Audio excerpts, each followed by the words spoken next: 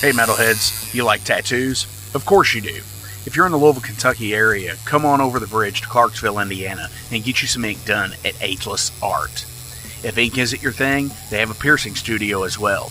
Visit agelessartclarksville.com to see some frequently asked questions, meet the staff. The shop is open Monday through Thursday, 12 to 8 p.m., Saturdays, 12 to 10 p.m., and Sundays, 12 to 6 p.m., all appointment-only spots. You can set up your appointments by phone at 812-283-1793 or email agelessarttattooandpiercing@gmail.com and someone will get you set up for your first or your next tattoo or piercing.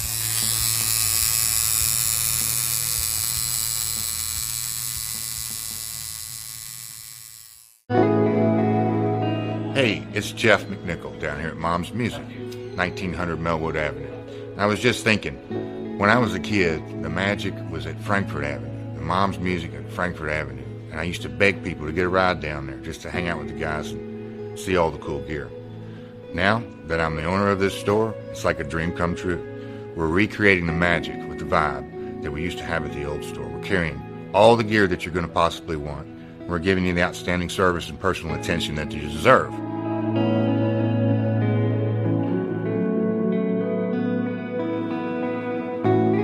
Yeah, so we've got the great guitar shop here. We're carrying USA Fender, USA Gibson, Paul Reed Smith, Gretsch, Jackson, Charvel. Anything you could possibly want, we're going to have it for you. Mom's is and always will be Louisville's music store.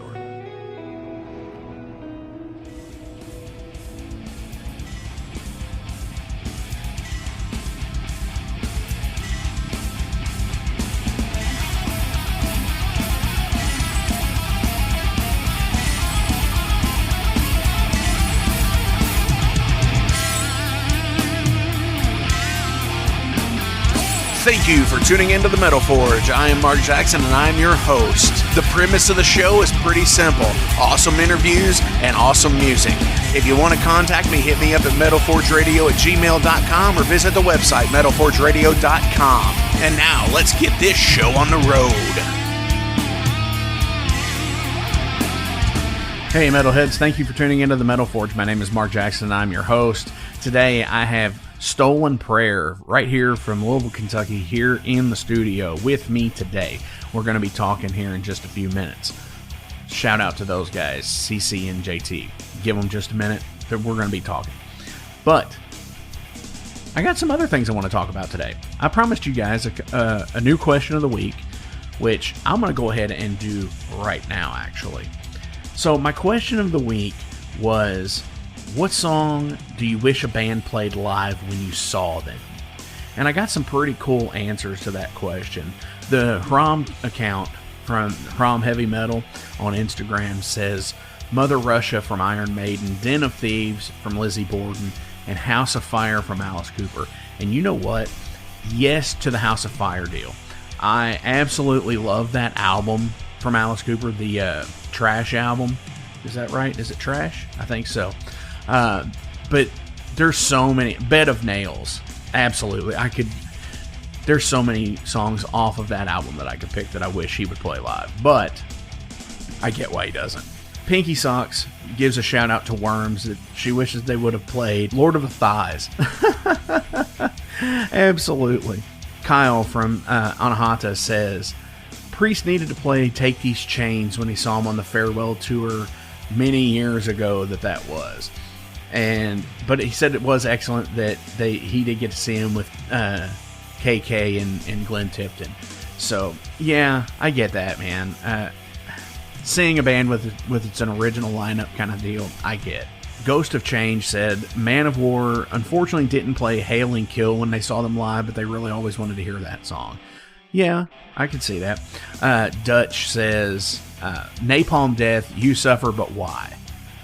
Not too familiar. I'm not a big Napalm Death fan. I need to get more into them, so maybe that's where I'll start at, is listening to that song and wondering why they wouldn't play it live. Vomit 666 Clothing says they wished Morbid Angel played Dominate, Where the Slime Live. You know what? I mean, I don't even know if they did that back in the day when Dominate, when that came out. So that's another thing too. That might be another question to ask at a later date. Stumpy El Hombre says, Blue Oyster Cult, Flaming Telepaths, or anything off of Secret Treaties, honestly. And you know what? Yes, Jared, I absolutely agree with you. Secret Treaties is a fucking underrated album.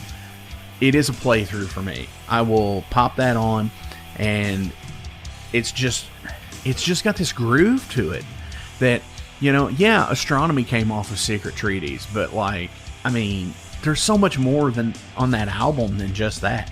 And like I said, most of the Blue Oyster Cult things seem to be playthroughs for me. Like, I love Fire of Unknown Origin because it's fucking awesome.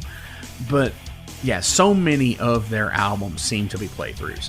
And the cool one off of Instagram that I got was from the dudes in Rygar. And this is super fucking rad. I guess they must have seen them because they're in Austin. You guys are going to have to comment back to me on this. Did you see these guys at South by Southwest? Because they said Spinal Tap. And they wanted to hear Stonehenge. And I understand that is you've got to have the stage show to do Stonehenge. You really do. So I want to know how you saw the Spinal Tap, because that's fucking rad as shit. And I would love to see them. And it's cool because I actually know somebody who has seen them twice. But, you know, I digress here. So I promised you guys a review of ZZ Top. So let's talk about ZZ fucking Top, right? This is the start of their, quote, 50 years in music tour that they're on. Obviously, because of the pandemic, it would have been in 2019, and they didn't do anything then. So in 2020, of course, they couldn't do it. Right, nobody could do any fucking thing.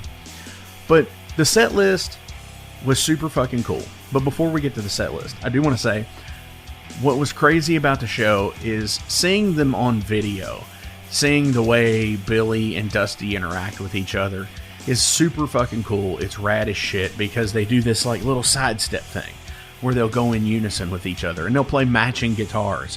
Like Dusty's bass will match Billy's guitars for the most part. And unfortunately, Dusty got hurt earlier in the day. He sprained his ankle. Don't know what they were doing. They said Frank almost got struck by lightning when he was playing golf. It wasn't even like rainy around here, so I don't know where they were at that they were playing golf that almost got struck by lightning. But, so Dusty had to sit through most of the show. Actually, he sat through all of the show because of his ankle, which, you know, when dude's in his 70s, you know, he's like 72 years old.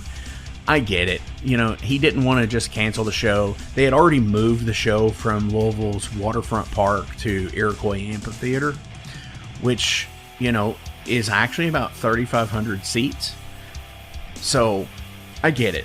I'm glad I still got to see them, even though Dusty was sitting down. It still was no less of a show or anything like that. And honestly, I want to go see them again when Dusty's better. So, Dusty, get better. I'm going to come and see you guys again. I don't want you to rock out until, you know, you can't rock out any longer. So the set list of the show, they played 15 songs, and it started with Got Me Under Pressure, which is such a fucking cool opener. It's rocking. It's definitely, it grabs you as soon as you start it. But then they did I Thank You, Waiting for the Bus, and Jesus Just Left Chicago. That, for one, I already love Waiting for the Bus and Jesus Just Left Chicago already. But like seeing them do like the big cool transition to it live is just fucking awesome. Give Me All Your Lovin', Pearl Necklace, I'm Bad, I'm Nationwide, I Got to Get Paid, My Head's in Mississippi, which of course Billy doing the stage thing, he's like, oh yeah, you know, my head's in Mississippi. Wait a minute, that ain't right. I think my head's in Kentucky. You know, it's like so fucking cool because it's like when bands do that, me being a musician personally, it's like I take cues from stuff like that. It's like, you know, maybe that could be done cool on stage too. So Beer Drinkers and Hellraisers, obviously awesome. Just Got Paid, Sharp Dressed Man, Legs, LaGrange, and Tush. the interesting thing about it is looking back at other sets, and I did not go into this show, and Setlist FM is such a cool thing these days that you know what's going to be played pretty much before you go to the show, if you'd want to do that sort of thing. I don't anymore. I want to be surprised, because I think I look back at a time with shows being like the Seattle show from Live Shit, Binge and Purge from Metallica. This is what I always equate it to. And it's the thing of when the stage collapses and Lady Justice breaks apart, the stage basically just crumbles around them in Justice for All. I could only imagine what it would have been like to be, 17 years old at that time, seeing that live and being like, running to my friends who either didn't get to go to the show, or knowing or having a cousin or something in the next city that was going to be seeing it the next night, and you just couldn't wait to talk to them about it and be like, what did you think of this? You don't get that anymore with YouTube and camera phones and shit like that. And set lists being published on the internet. It's after the fact, it's pretty cool, but most of these bands will practice a set going into a tour, and it's pretty much the same set all the time. You don't get like the Metallicas where they change most of the set around. But the only difference with this set that I noticed with all of the other ones is, for the most part, they would interchange a song or two, but they would also play up until like Legs, and then they would leave, and then they would come back and do an encore. And the only thing that I can sit here and say, the reason why I don't think they did the encore this time was because of Dusty being hurt. They just played the 15 songs and called it a night. And I know people were just at the show, because people were sitting behind me, are like, oh, there's no way it's over. They've got to come back and do another song. And it's like, I don't think they're going to. The guys are already tearing the stage down, for one, and the board's off, and, the house lights are on. So I really doubt they're going to. And, and then I heard somebody sit there and say, oh, yeah, well, it was not really a ZZ Top show. I was like, yeah, actually it was. I mean, they still played the songs. They still played them to the best of their abilities. So I would definitely go see them again. Absolutely, for sure. Now, the opening bands, on the other hand, they had a country guy doing a set. It was really not my cup of tea. It was one of those things where he was really pandering to the crowd, like, oh yeah, I'm from Kentucky and I'm a local guy, and it's like, dude, come on. I mean, I said this a couple of weeks ago on the show, and it's like, with the music scene being so much of an internet-based thing, we're not really local musicians anymore.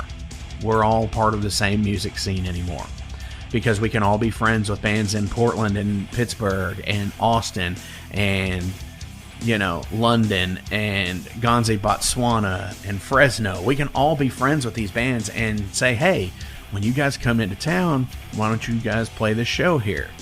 And it's not really a local scene anymore. Yes, you do have local only shows, but everybody knows everybody anymore. So the whole pandering thing kind of just is weird to me.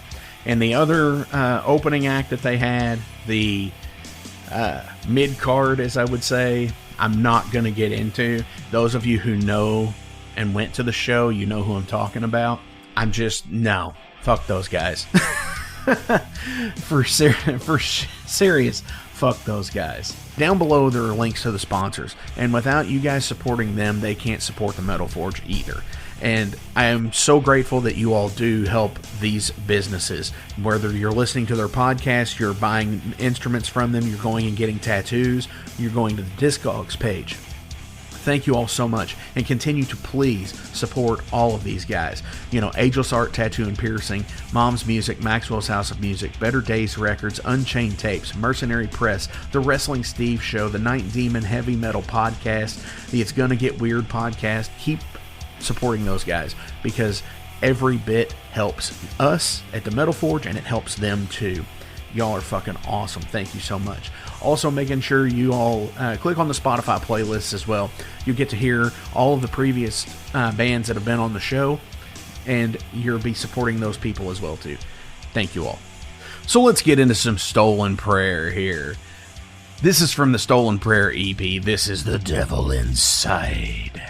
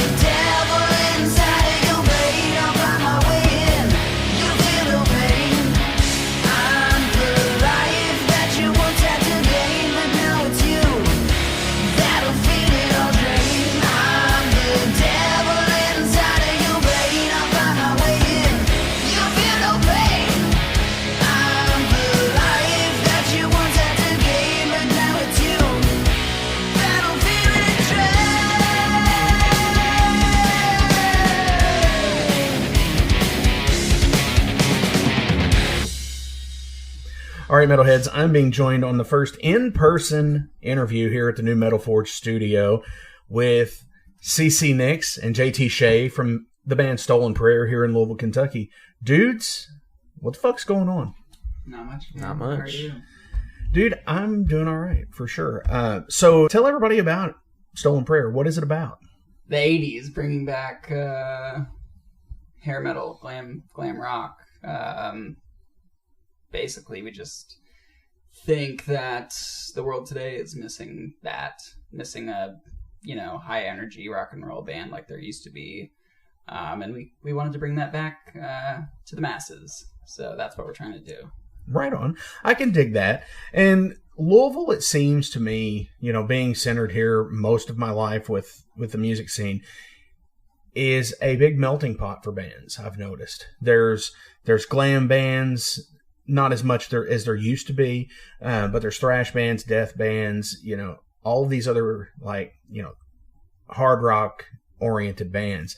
And it seems like it doesn't matter what show you go to, you really get a mixed bag a lot of times with playing with thrash bands like my band or, JT's other stuff, so on and so forth.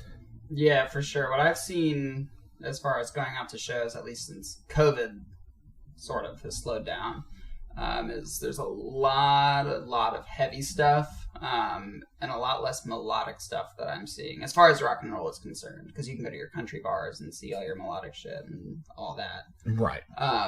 But as far as like hard rock, a lot of what I've seen is pretty heavy, and we're kind of trying to bring a more melodic, sound to the heavy music that's in town. Definitely, because there is a lot of that super heavy stuff, and that's where I guess you guys are going to be different with everything. Right. So you have an EP out currently. You're recording a new EP. Correct. Yes. All right. Where y'all doing that at? In my basement. Nice. Hey, there is nothing better these days that I've got to speak with so many people here on the show where that is the case. Yep. They record in a basement or in a bedroom, for that matter, and then they send it off to be mixed and mastered somewhere. Yep, for sure. Is that an idea of what y'all are planning on doing? Yeah, usually I'm not sure what we're going to do for the next EP. For the first one, I actually mixed and mastered it myself. Okay. But there's a good chance we'll probably send the next one off to someone else who knows what they're doing a little better than I do. Well, and I think it's an important thing, too, that you get a little bit of a different set of ears on it. For sure. Especially if it's somebody that you're not used to working with. Yep. Then you can actually take constructive criticism from them a lot easier, I think. Yep. So that's actually a really good thing. So so you're currently recording this? Yes. Is there any set release date? Not to put you... Not yet. Damn it. I was trying to nail it down. So when you guys started, did you start during COVID? Yes. I'm assuming because of any previous projects that you all were in just kind of got put to a halt because of no shows. And that seems to be a trend. Mm-hmm. There are so many bands out there that have just been passion projects prior to COVID. And then all of a sudden it's just like, well, shit.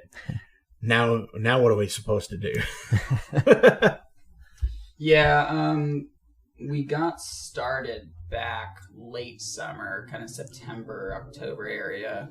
And we kind of took that by the horns, and because we both are big fans of Halloween and all the spooky stuff and rock and roll, and we both really like Ozzy Osbourne and Kiss and all those kind of spooky bands, and we started around Halloween, so we said, you know what, I think we could do something here. We released our first song around Halloween. It had a spooky vibe. It was called The Devil Inside. But we were very bored during COVID, so we had to do something. Of course. I mean, I remember seeing posts with JT on Instagram where he's just doing his other stuff, and I was like, well, shit, dude. It's like, and then this happened, and I was just like, oh, well, that's pretty fucking cool, So, so what else do you have shows coming up? August 27th at Diamonds with Wild Ride and Edgar Red. Awesome. That's going to be a cool show. Yeah, definitely. Shout out to the Wild Ride guys, because I've known Mick and all of them for years. Yeah. Since before Wild Ride in different bands for each of them. So for sure. Love those guys. We're super excited for that one because it's Diamonds for one. It's Diamonds, exactly. And, and it's going to be a rockin' show. Exactly. For sure. Because that's, you guys, I think, fit really well with Wild Ride, honestly. For sure. Yep. Because you've both got the glam side of things, like the 80s Kiss version and the Motley Crue mix with everything. Right. Which is, I'm a thrash guy, personally. So for me, it's kind of just like, nah, I probably wouldn't play it, but I could tolerate watching somebody else play it. And as bad as that sounds, it's not that I don't like bands like Motley Crue and stuff like that, but seriously. Another shout out really fast, and I think you'd fit along with these guys as well, would be Two Pump Chump. Yeah. I just saw Scott over the weekend, and I could definitely see you guys. We just played with Scott's other band, Super B, okay. opening for Thunderstruck. Oh yeah, definitely. I didn't realize that was Scott's other band. That's pretty fucking cool. For sure. They're really cool, and Scott's super awesome. Oh yeah, he's one of the nicest guys ever. Yeah. He's too nice for the music business, I think. Sometimes he's just like, hey man, Yeah. Are you doing well? Yeah. I mean, I love him though. He's super rad guy. Yes. In the writing process for you guys, JT, you probably already heard me ask this question before at the radio station, but when y'all get together to write, how do you do it? Because there's so many different ways from so many different bands. Everybody has their own unique way. So usually it starts with me. I'll just come up with some riffs and get like a basic arrangement of a song together, just like program some drums on it, and then I'll send it over to him and he'll write the vocals. Then we'll kind of just demo that out and then send it to the other guys and they can write drum and bass parts. Right on. Now, do they follow kind of what you were already doing, like with the drum lines and stuff like that? Usually. Okay. So that is a nice thing to have, where if you do have somebody who can program or automatically play drums. Yeah. That's not necessarily the drummer if you can't get together, is I guess what I'm saying. Yep. So what really inspires lyrics, I guess? Well, I always tell JT that I'm not a songwriter. I never have been. It's interesting the way we write because, you know, he'll have something in mind and he'll just, you know, start playing. He'll record basically the whole song and he'll send it over to me, and then it's up to me to decide, okay, well, what melodies sound good here, you know, and what words can I, you know, put to the melody. You know what I mean? And I don't know if I like that way of writing. You know, I think now we're meeting a lot more. COVID slowed down. We're getting a lot more serious about our project, and we're getting together. So I think what we're going to do in the future, I can tell you, is being together, and then we'll both bounce ideas off each other. And then, you know, because I'll have ideas for, you know, what can the song be about? Right. Because really, when he sends me a song, I'll have no idea what I want to write about. But I'd like us to be together more often when we are writing so that we can bounce ideas off each other. And just kind of, you know, I think the songs will be better if we do it that way. But yeah. Definitely. Well, I think as being a lyricist and a musician to where I can write guitar lines and vocal lines, I think it does lend to one of those things where you can honestly write around a vocal melody, which is really cool, or you can write lyrics around a guitar melody. And when you're forced to write like one way, it does get a hindrance, and it does hurt a lot. Especially, you know, I always was in a band with a guy one time, and everything was the open 2 3 5 riffs in like drop, and it's like, so it's this again, huh? And he was writing to like syncopation of lyrics, like syllable count, and it's just like, you know, it's the whole thing. It's like, oh fuck. And I came in after songs were written. It's like, okay, well, that's got to go. This has to go. No, all right, we'll have 3 songs with that riff in it. No more. You can't do it. Cannot do it at all. Can you listen to your own music without criticizing it to death? No. That was quick.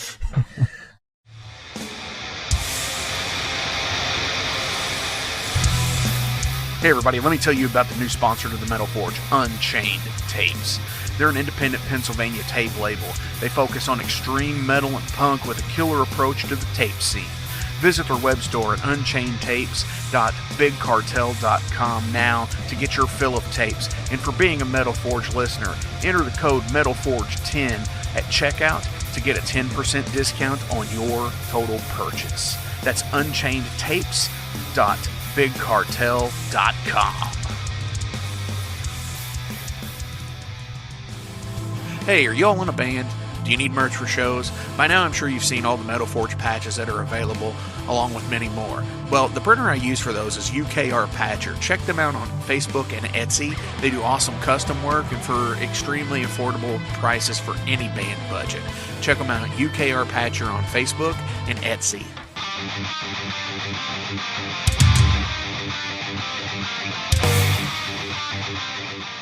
Hey, let me tell you guys about Mercenary Press.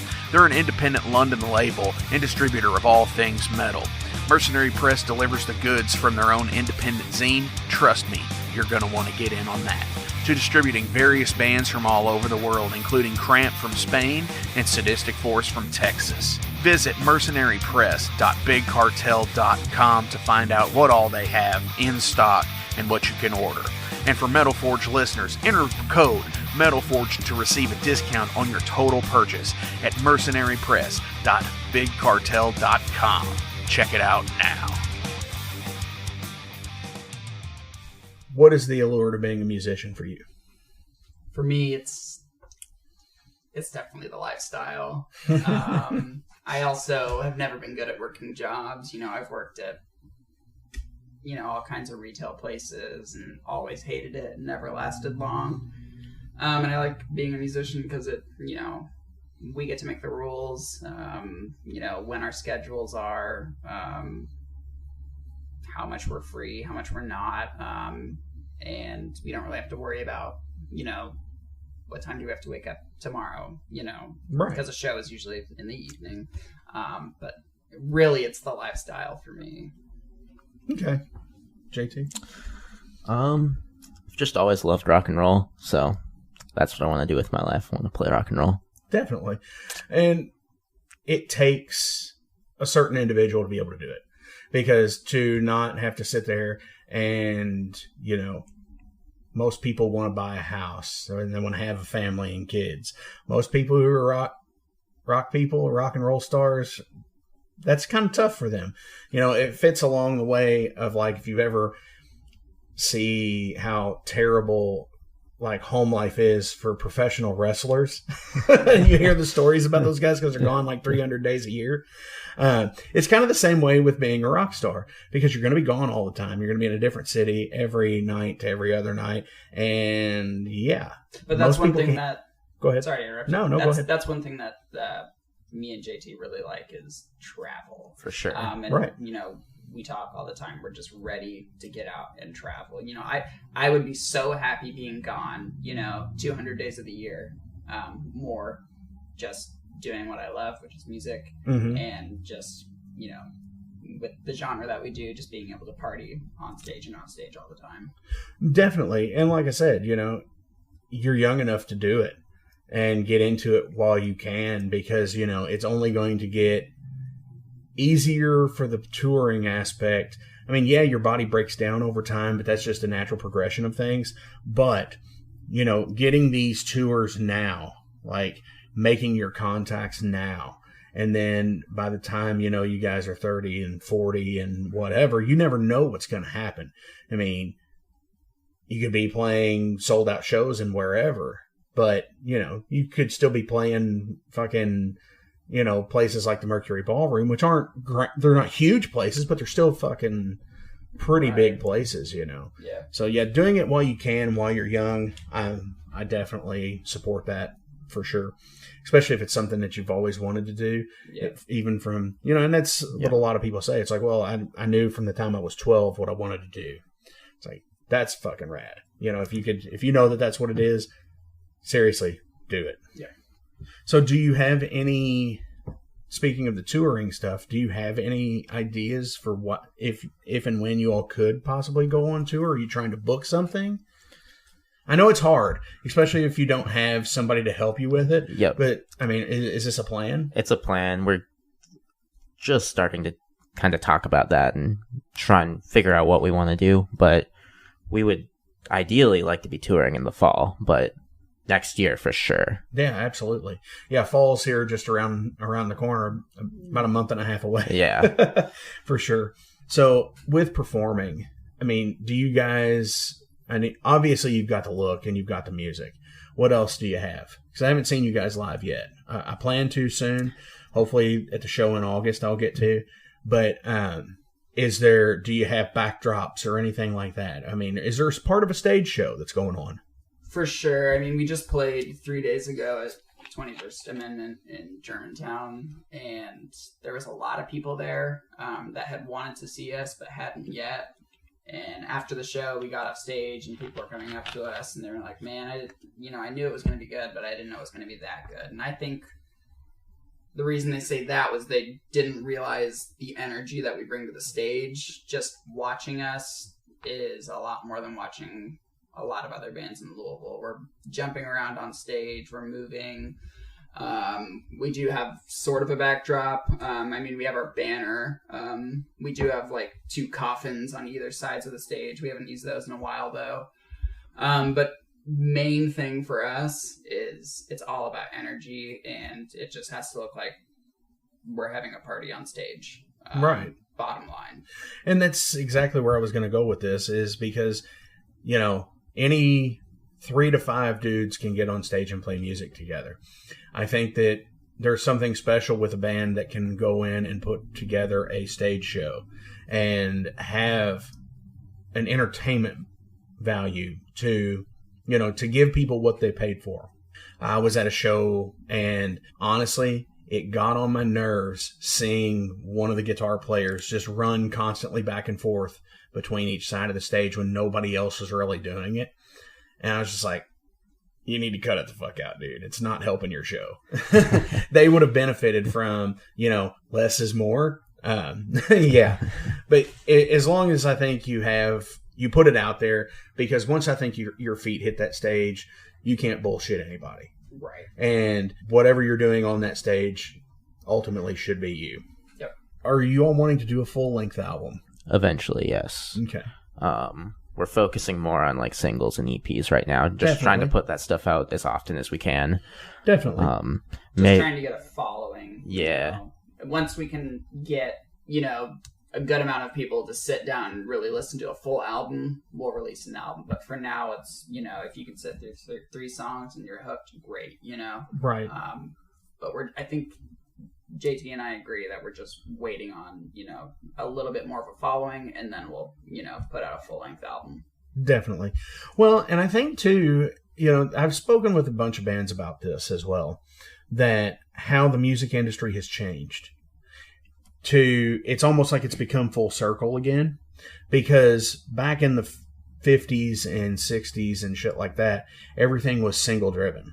You sold 7-inch albums, and you sold 5 of them. You got 5 songs together that were singles, and then whatever the B-side was, and then that was your other part of your album. If that was even the case for most people, certain like Elvis, that definitely was the case.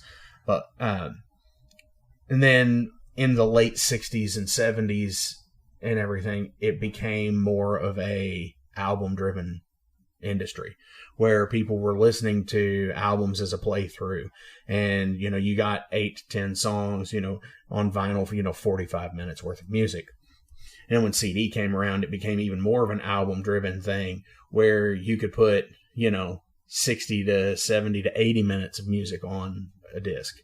And now it's like it's come back around to in the digital age where everything is about making that single again. That one download that sells 1 million downloads, or whatever the case may be, which is pretty cool. So yeah, I totally get what you're saying. The 3-song, 5-song EPs are super hot right now because most of them you can fit on a 7-inch vinyl, and if you can put anything out on that, I think people, even if they don't have a turntable or they've got a Crosley like what's over here, that Ben, I'm getting a new one, an actual good turntable, so people don't shoot me for that shit. No, seriously, I think even if people don't have a turntable, you're gonna sell your vinyl regardless, because I think most people want it for a keepsake. Yep. And it is definitely, if it's in different colors, it's, everybody's like, oh, cool, this is, piss yellow or something, which, hey, yes, I'm totally game for that. Yeah. So I think it's also harder to please people nowadays. So, because the music industry is so saturated. So you're just, you put out a song or 3 or 5, do people like this? If, you get a good response, okay, I'll release more of something like this, or, if you're not getting an as good response, maybe you'll change up what you're doing, try something different. But I really like that we've done a 3-song EP because we see what the people like, we see if it's being received well, and so far it has. So definitely, and that's wise beyond your years, honestly. Another sponsor of the show, It's Gonna Get Weird podcast with Scott Clark and Frank Green. The reason I bring it up is because I was talking with Frank a long time ago, and Frank was the bass player for a band called Outspoken, and they had a radio hit from here in Louisville, and they were signed to a deal, and I think it was like 2 or 3 albums. As far as I know, they only did the one, and I told him, I was like, dude, I would just sit there and write fucking, you got to do it within like 3 years or 4 years or something. It's like, I'd sit down and write 3 albums, bam, bam, bam, bam, bam, and just fucking be done with it. And he's like, well, you can't really do that because you don't know if what you're doing now is going to be popular in 3 years when they release the second and third albums.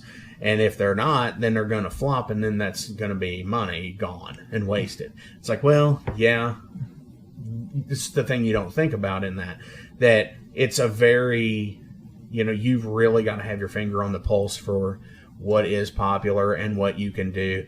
And honestly, as bad as this is going to sound, and I don't intend for it to sound bad, but there is a ton of market out there for nostalgia bands. Yeah. Because I think it's what people really want music to be again, and that's not really what they're getting.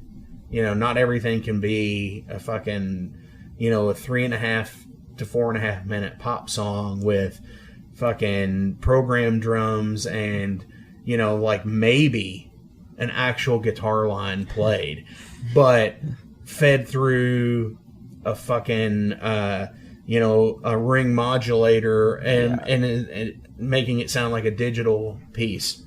I guess what I mean by that is not everything can be Billie Eilish. Yep. Right.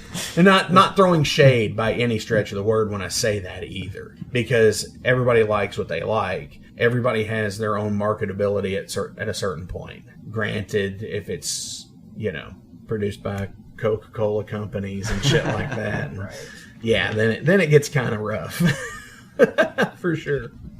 Hey guys, Wrestling Steve of the Wrestling Steve Show here. So if you're currently listening to the Metal Forge with Mark Jackson, then you understand that Mark Jackson has a pretty discerning taste when it comes to music as a whole. You'll also understand that he has a discerning taste for professional wrestling, just like me. My show is called the Wrestling Steve Show. I talk about modern and classic pro wrestling in a completely unbiased, unfiltered way. Be sure to check me out on all available podcasting platforms. That is the Wrestling Steve Show, and I am the host, Wrestling Steve.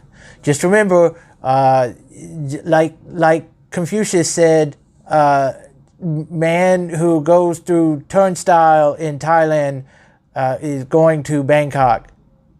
Pro wrestling. Hey, it's Mark Maxwell at Maxwell's House of Music. Listen, all this stuff is now available to purchase on our website. Check it out at maxwellshouseofmusic.com. We carry all the top brands, like Fender. We got Gibson. We also have basses. We've got ukuleles. We got drums. We've got sound gear. We've got keyboards.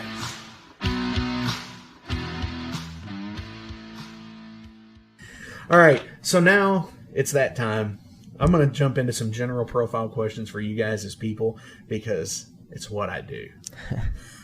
Cool. And, I'm glad that we're able to actually do these as an in-person thing because you actually get to see where mostly everybody doesn't get to see that I have all these on index cards.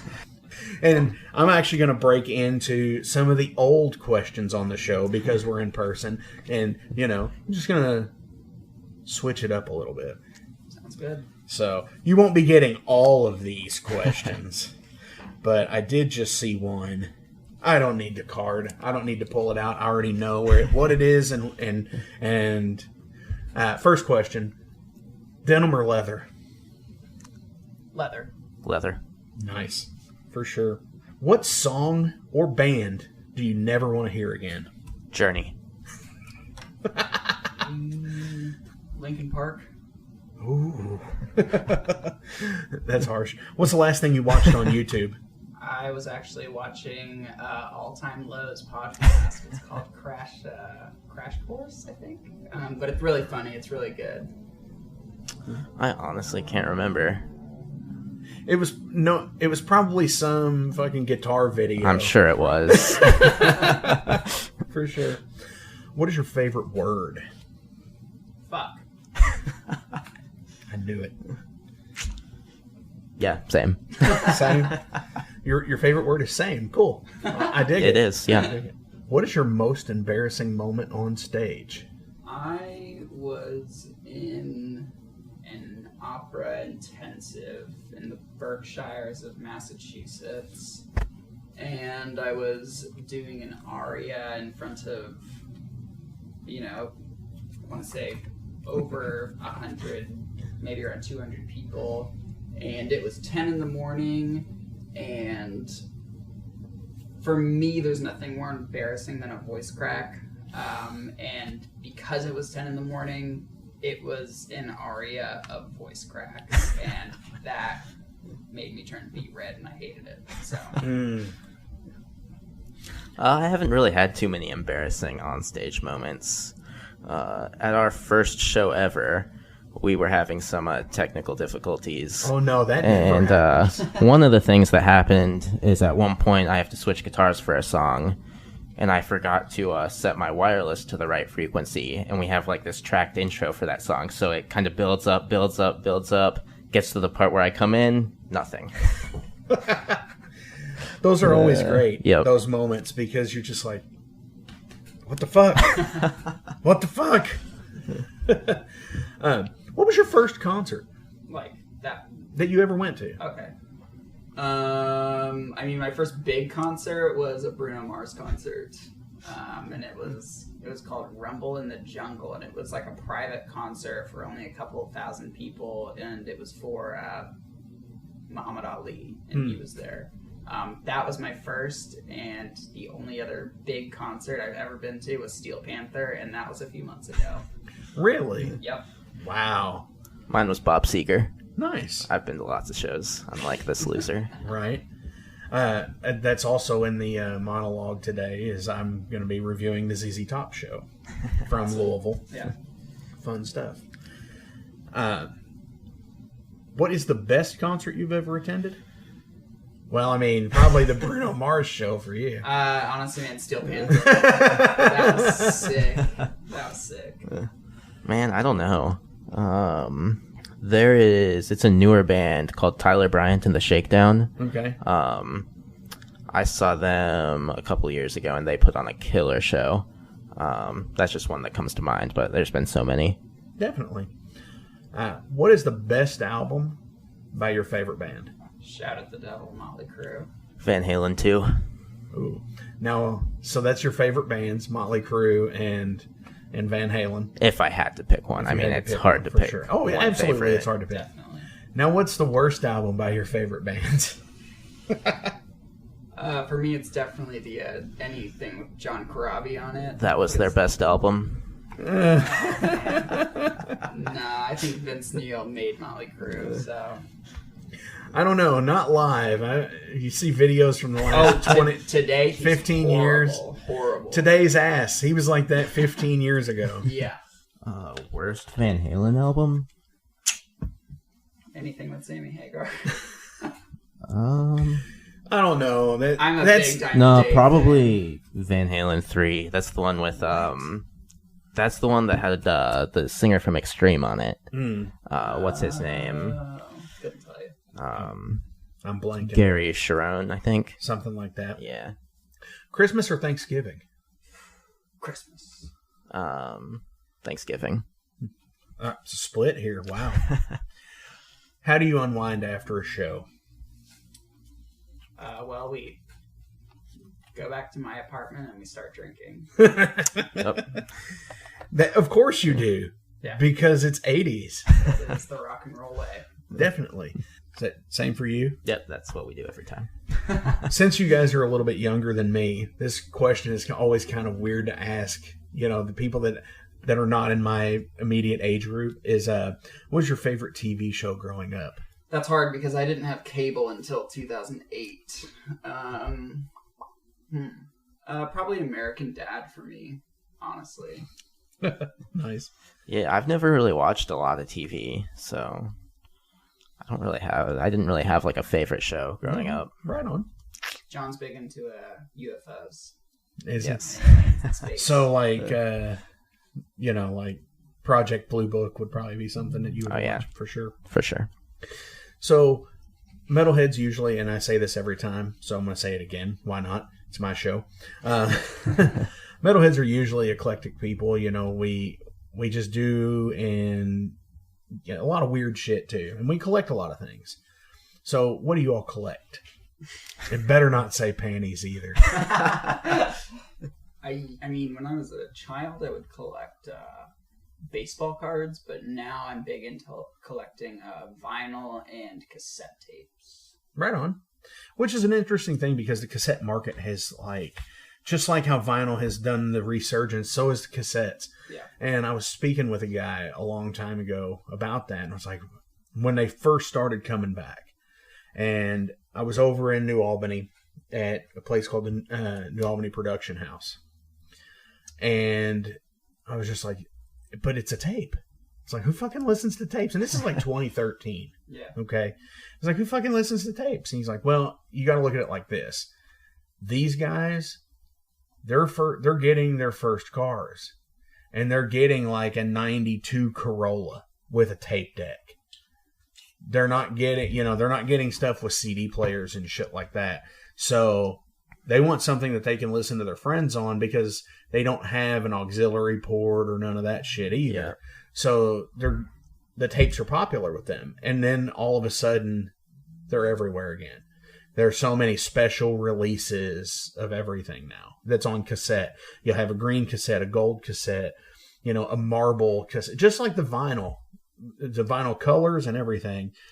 It's really interesting. And I mean, I've got a tape deck over there on that, but it's like, I think I've listened to 3 tapes on the son of a bitch the entire time I've had it in like 8 years. Right. So. Well, and I think one thing that we do want to do, because we're kind of, we draw from, the 80s bands, is we want to release cassette tapes. And even if people don't have the cassette tape, player, the tape decks, they can, inside of it, we'll have like a download. For sure. So. And I think that's with anything you do, CD along with. If you can put in there a download code for anything, if it's vinyl, if it's tape, if it's CD, I think that is a great thing that you can do as an artist, and because you want people to listen to it no matter how they can get it. Right. So for sure. JT, what do you? What did you collect? Guitars. Yeah. Yep. I already know. He has so many guitars, he doesn't have enough stands for them. Some of them are just laying on the floor. It's pretty sad. Been there, done that. Been there, done that. I actually just recently here in the studio started putting them on wall hangers. Yep. And it's just like, I don't want to flood one wall with multiple guitars. Right. So... And I don't want it to make it look like a music store. Yeah. but it would. So my basement looks like a music store. Of course, because why not? What song do you listen to before every show? I listen, I think before every show actually, or almost every show, is Runnin' with the Devil by Van Halen. Nice. I don't have like one song, but usually Van Halen. Something from them? Yeah. Definitely.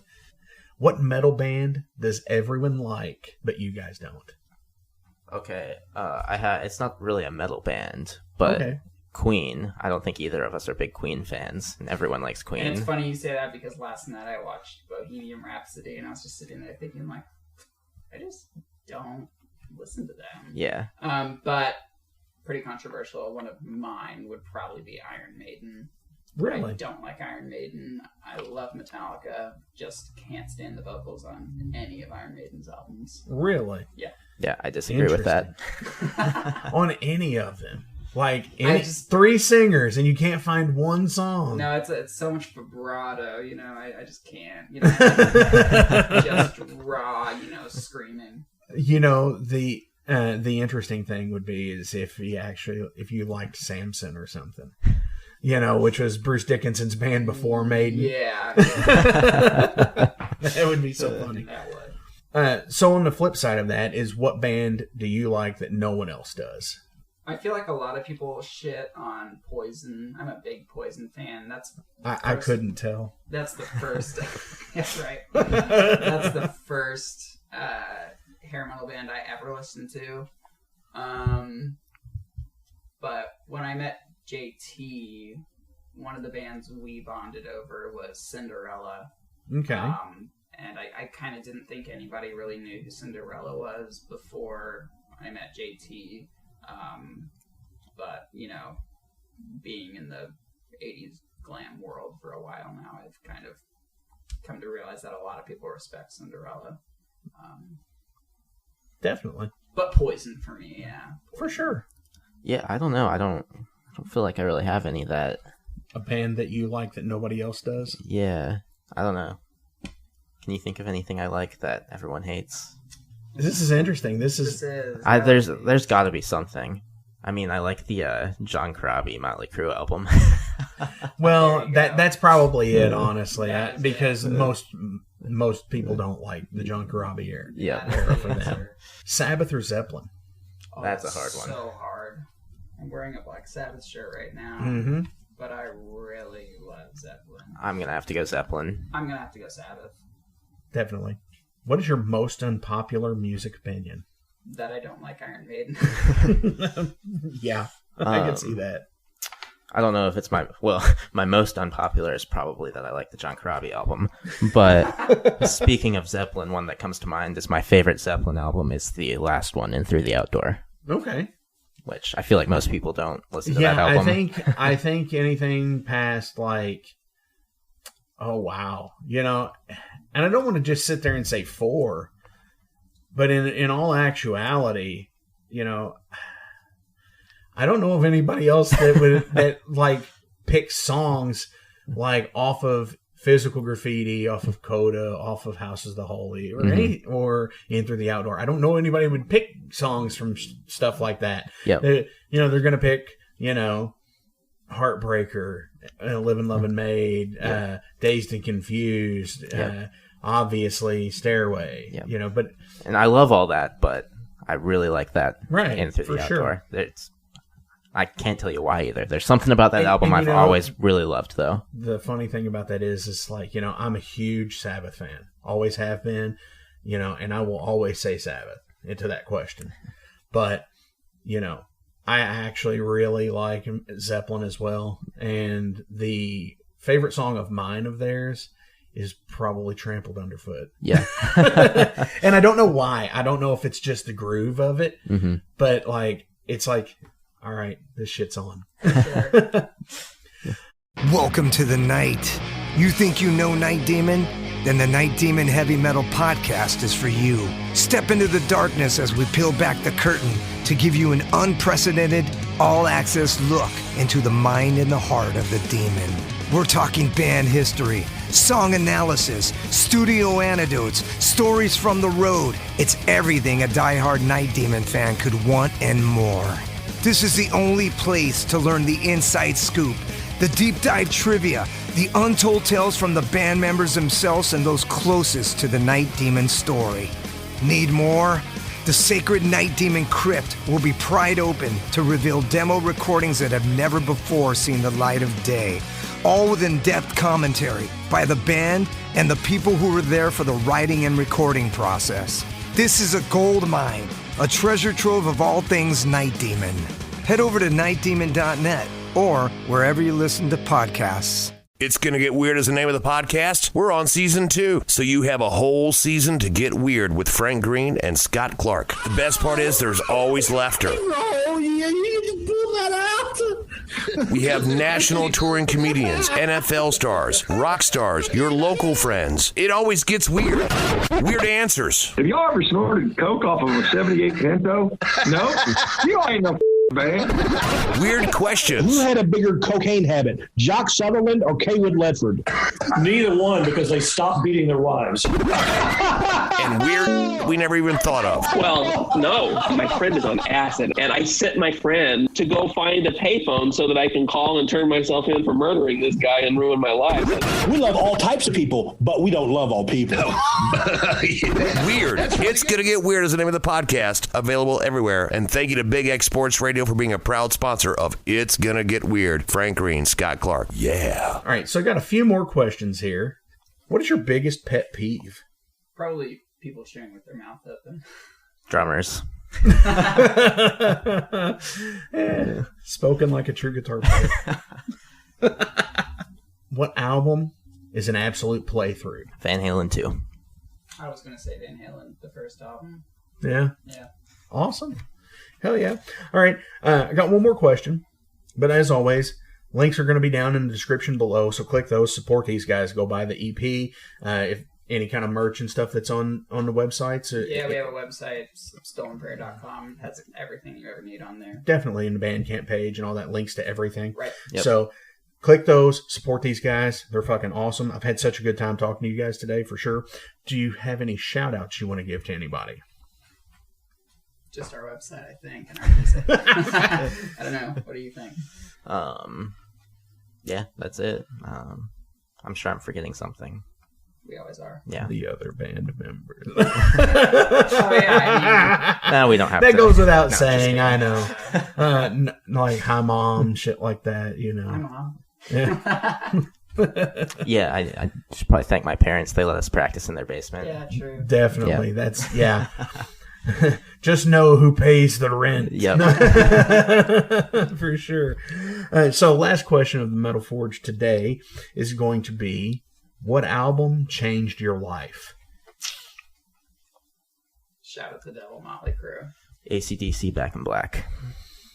Two powerful ones there. And, you know, not too far away from each other. You know, you had 80 and 82 and or 83. Yeah. Definitely. Yep. So, what age did you hear those albums at? I know that's an extra question right there. So, I was probably 12 or 13, maybe. right. Yeah. I think it's about the same time I heard Back in Black as well, but you know, probably a good decade before you. Yeah. When I was 12 or 13. So, Yeah, I was 17 or 18 when I heard Shout at the Devil. and Late, but well, I mean, not necessarily, because I mean, you're still.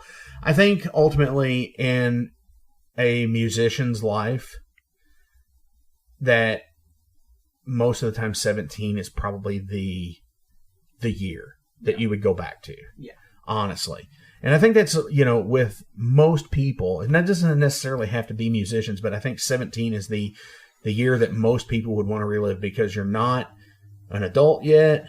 You're still maybe a junior or senior in high school. You're not having to fucking have all these ridiculous responsibilities. And let's face it, most of us were probably out at parties drinking when we were 17. I know I was. And so, yeah, that's not necessarily a late here for that, because that's, you know, honestly, I think when I was 17, I played more shows than I did when I was 27. So I get it for sure. CC, JT, thank you all so much today for coming into the Metal Forge. What song are we going to play on the way out today? I think Woman of the Night. Yep. Woman of the Night. All right. You heard it. This is Woman of the Night.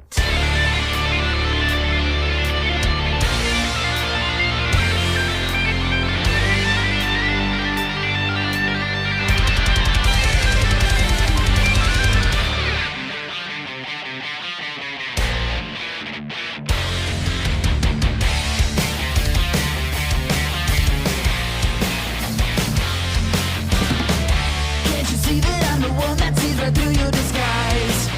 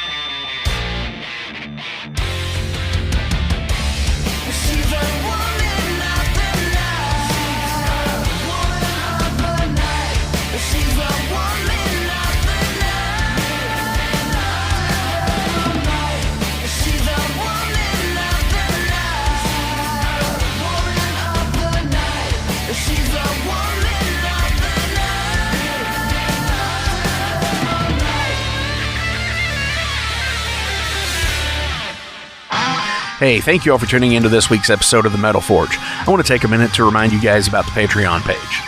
Over on the Patreon page, we have the tiers set up to support the production of the show.